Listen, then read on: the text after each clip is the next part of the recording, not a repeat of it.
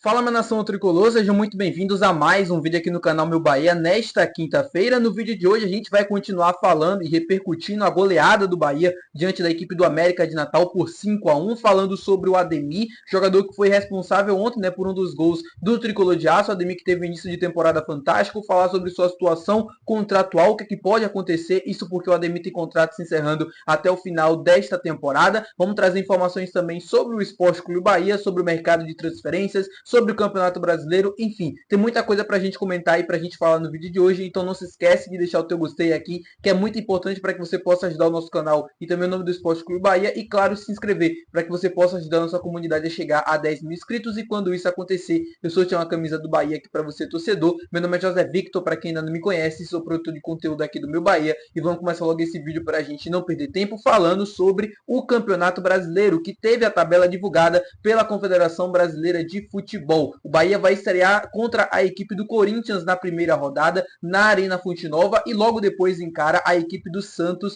do Neymar, fora de casa, na Vila Belmiro. O Bahia que vai ter uma sequência um pouco pesada nesse início de Campeonato Brasileiro, contra alguns times considerados favoritos, jogando fora de casa, como o Santos, como a equipe do Flamengo, vai ter o Clássico Bavi, Grêmio fora de casa também, se eu não me engano, Botafogo fora de casa, Flamengo também. É uma sequência pesada que vai desgastar, e obviamente o Bahia vai precisar pontuar sempre o máximo possível em jogos que conseguir, assim, esses jogos considerados fáceis, dentro ou fora de casa. Por exemplo, na terceira rodada já encara a equipe do Mirassol, logo depois também na sequência já tem o time do Ceará, é fazer esses pontos e obviamente tentar pontuar fora de casa contra essas equipes consideradas favoritos. O Bahia vem jogando futebol muito convincente nesse início de temporada. Quando começar o Campeonato Brasileiro, e hoje eu vou falar mais sobre isso, mas quando começar o Campeonato Brasileiro, o nível de dificuldade subindo e tal, a gente pode ter um pouco de dificuldades, mas esse início pelo menos me empolga muito para que a gente possa conseguir resultados positivos ao longo da temporada contra essas equipes. O Campeonato Brasileiro está aí na porta. O Bahia na temporada passada já foi o oitavo colocado. A expectativa é que esse ano possa subir um pouco mais o sarrafo e o Tricolor de Aço possa conseguir uma classificação melhor ainda do que foi em 2024.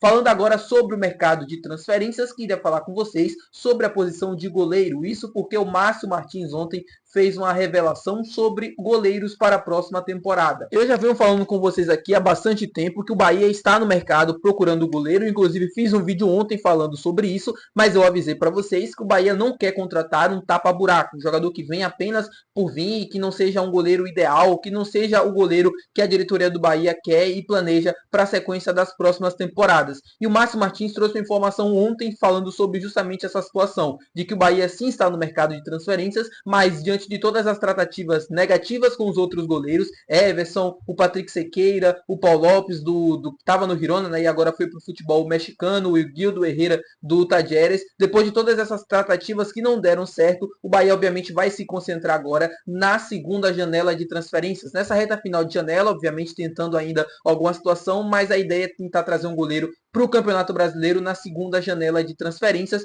pulando essa fase inicial da Copa Libertadores da América. Ontem muita gente falando sobre o erro do Danilo Fernandes no gol do time do América de Natal. Eu confesso para vocês que achei falha assim do Danilo, mas primeiro acontece com o Gilberto, o erro ali no domínio da bola, a bola escapole ali por conta do gramado, depois a bola quica também, engana também o Danilo Fernandes. Eu acho que é um erro que obviamente vai ser corrigido, internamente, vai ser comentado para que não aconteça novamente, mas eu não vejo com tanta preocupação assim como a maioria das pessoas estão enxergando. É uma falha que não pode acontecer, principalmente quando a gente olha para o jogo de terça-feira contra a equipe do The Strongest, mas o Danilo Fernandes tem crédito, fez uma reta final de Campeonato Brasileiro ano passado que praticamente nos classificou para a Libertadores, ele fez defesas ali naquele jogo contra o Atlético Goianiense que evitaram que o Bahia sofresse um gol, dois gols, e nesse início de temporada também acho que ele vem tendo um bom início, como todo o time. Acontece, errou, não pode acontecer, vai ser trabalhado internamente e que esse erro não se repita. Lembrando que Danilo Fernandes e Marcos Felipe viajam hoje para La Paz para poder fazer treinamentos, no CT do Bolivar. O Rogério Ceni acabou falando na coletiva que a ideia de levar os goleiros para lá foi dele, porque ele sabe, ele já foi goleiro, ele já, enfim, claro que ele já foi goleiro, mas ele já jogou nessas condições anteriormente como goleiro, na altitude, e ele sabe muito bem que a bola muda a trajetória da bola, assim, a velocidade é diferente, então é importante para os goleiros do Bahia se acostumarem, e por isso viajaram, e foi ideia do Rogério Ceni. Falando agora sobre o mercado de transferências, eu tinha comentado nos últimos dias que o Marcos Vitor estava vivendo ali uma situação complicada no contrato, esperando alguns documentos chegarem para poder ser anunciado pelo Ceará, e esse anúncio aconteceu nas últimas horas. O Marcos Vitor foi anunciado como novo reforço do clube cearense por empréstimo até o final de 2025. Já falamos muito sobre isso aqui no canal, então desejo boa sorte para o Marcos Vitor, que ele possa fazer uma boa temporada. Acho difícil o Ceará conseguir adquirir ele no final desse contrato, né, desse período, até porque se o Marcos Vitor for bem e se valorizar, ele deve estar ali no passe uns 15, 10 milhões de reais. Eu acho difícil o Ceará fazer esse investimento, mas, enfim, que o Marcos Vitor possa voltar e voltar bem, que possa fazer uma excelente temporada em 2025 com a camisa do Ceará. Falando agora sobre a situação de contrato do atacante Ademir, isso porque ele foi perguntado, né, na zona mista do após o jogo de ontem pelo Yuri Santana do canal do Pouco sobre sua situação contratual. O Ademir tem contrato com o Bahia até o final de 2025 e está esperando, obviamente, ser algo, né, resolvido com a situação dele para que ele possa ter o seu contrato renovado durante a temporada. Lembrando que o Bahia tem uma opção de renovação automática por mais um ano, tem que comunicar os agentes do Ademir para que isso possa de fato ser concretizado e assinado, e a expectativa, obviamente, é que isso aconteça. O Ademir, desde que chegou ao Bahia, sempre foi um jogador muito importante, um atleta que alterna entre bons e maus momentos, como a maioria dos jogadores, mas o Ademir sempre foi importante quando a gente precisou, principalmente em 2024, na reta final, junto com o Luciano Rodrigues, para mim a dupla responsável por conseguir a classificação do Bahia na Libertadores, né, porque o time estava muito bem, depois decaiu bastante, e o Lúcio e o Ademir conseguiram pontos juntos importantes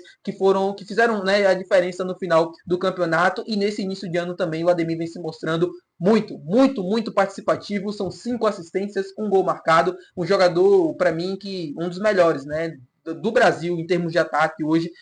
O trio de ataque do Bahia é um dos melhores da temporada, se não for o melhor em número de participações em gols. 6 em cada, meu povo. Eu falei sobre isso no vídeo de ontem. São 18 participações em gols, somando todos os 3 jogadores. Para mim é o time titular para o jogo contra a equipe do The Strongers lá na Bolívia. O Eric Pulga começando muito bem, muito inteligente, do 1 contra 1, criativo. O Luciano Rodrigues com movimentação absurda, né? Um ataque ao espaço que poucos conseguem ter essa leitura hoje no futebol brasileiro, e a mesma coisa o Ademir, servindo muito bem todos eles, e também deixando o seu golzinho, né, como foi na partida de ontem, que ele possa renovar o seu contrato e que ele possa seguir por pelo menos mais uma temporada aqui no Bahia. Isso porque a gente ainda tem o William José, que começa bem a temporada, pelo menos dando bons credenciais, né, boas credenciais. Falta ainda a parte física, e o Rogério falou sobre isso na coletiva, mas quando ele conseguir aprimorar, eu acho que vai conseguir dar caldo. A mesma coisa o Everaldo, que já está um pouco mais habituado ao esquema, ao estilo de jogo, consegue se movimentar bem também. Um gol dele ontem foi justamente nessa leitura aqui, onde o William José sai, né, para gerar jogo, e o Everaldo, que estava jogando um pouco mais na ponta, acaba ocupando essa parte central ali da área e consegue fazer o gol. Estava muito bem posicionado, e ainda tem um Kaique também. Enfim, tem muito que ainda render esse ataque do Bahia durante a temporada, e que bom que a gente tem hoje boas opções para compor o nosso elenco. Tá bom, meu povo? Muito obrigado por você ter assistido o vídeo de hoje. Se você gostou, não se esquece de deixar o teu gostei, que é muito importante.